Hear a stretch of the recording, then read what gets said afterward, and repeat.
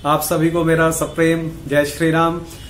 स्वागत है आप सबका हम सबके YouTube चैनल इंस्टेंट एस्ट्रो समाधान में। सबसे पहले आज मैं विजयादशमी महापर्व की आप सबके लिए ढेरों शुभकामनाएं देता हूं। आप सभी के लिए ढेरों मंगल कामनाएं।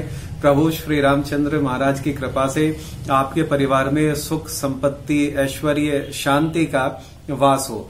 आपके परिवार में संपूर्ण प्रकार के वैभव हो। जो वैभव भगवान राम के राज्य में रहे, जो वैभव महाराजा दशरथ के राजमहलों में रहे, जो वैभव महाराजा जनक के महलों में रहे, वो सभी प्रकार के वैभव आपके घर में वास करें। आप सभी प्रकार के सुखों का अनुभव करें। आपको सभी प्रकार की संपत्ति प्राप्त हो।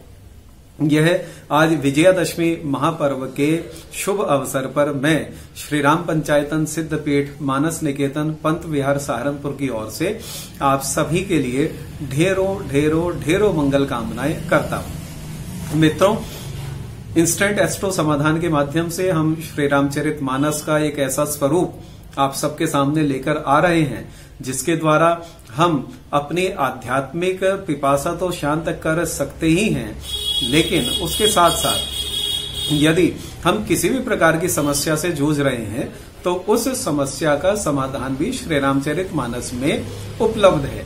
सिर्फ आवश्यकता पड़ती है हम श्री रामचरित मानस का उस भाव से पाठ करें और हम अपनी समस्या से संबंधित चौपाई को खोजें। लेकिन आप में से बहुत से लोग ऐसे हैं जिनके पास अपने बिजनेस हैं, जिनका अपनी नौकरियां हैं। वो लोग यदि एक दो घंटा इसमें लगाने लगे खोजने में, तो वो अपने ऑफिस का काम या अपने व्यापार का काम कैसे करेंगे।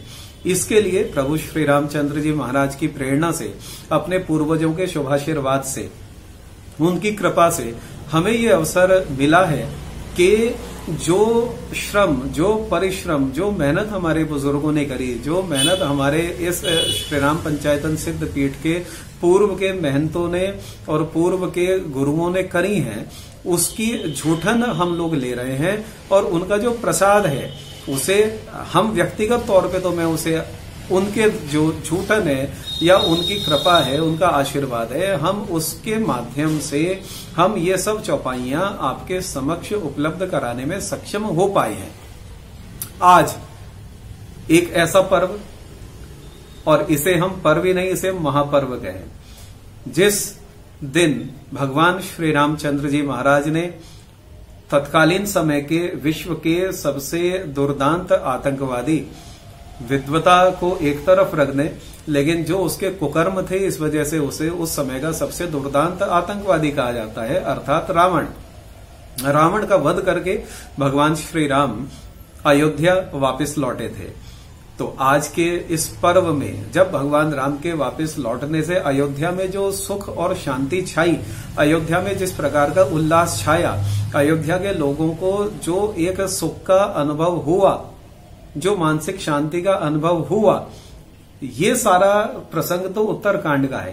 परंतु यदि आप अपने घर में सभी प्रकार के सुख शांति ऐश्वर्य यश कीर्ति चाहते हैं तो पुनः एक बार आप श्री रामचरित मानस को, मेरे निवेदन को स्वीकार करते हुए आप बहुत श्रद्धा भाव से श्री रामचरित मानस को उठाएं, अपने हाथ में लें, उन्हें प्रणाम करें श्री रामचरित मानस को।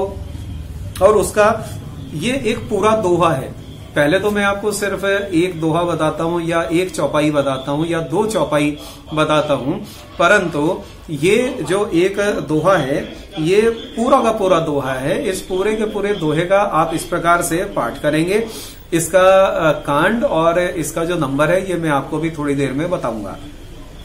जब ते राम ब्याही घर आए, नित नव मंगल मोद बधाए, भुवन चारि दस भूधर भारी, सुकृत मेघ वर्षहि सुख बारी, रिधि सिधि संपत्ति नदी सुहाई, उमगी अवध अम्बुधि कहूँ आई, मणिगणपुर नर नारी सुजाति, सुचि अमोल सुंदर सब भांति, कहीं न जाई कछु नगर विभूति, जनु इतनीय बिरंचि कर तूती, सब विधि सब पुर लोग सुखारी, रामचंद मुख चंदु निहारी, मुदित मातु सब सखी सहेली, फलित बिलो की मनोरथ बेली।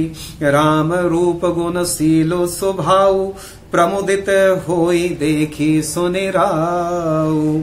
सबके उर अभिलाषु अस, कहीं मनाई महेशु। आप अछत जुबराज पद, राम ही देव नरेशु। यह अयोध्या कांड का सबसे पहला दोहा है।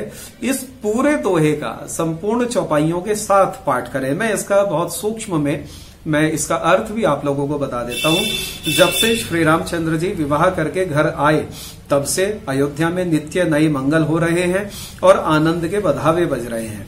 14 लोक रूपी बड़े भारी पर्वतों पर पुण्य रूपी मेघ सुख रूपी जल बरसा रहे हैं। रिद्धि सिद्धि और संपत्ति रूपी सुहावनी नदियां उमड़ उमड़ कर अयोध्या रूपी समुद्र में आ मिली।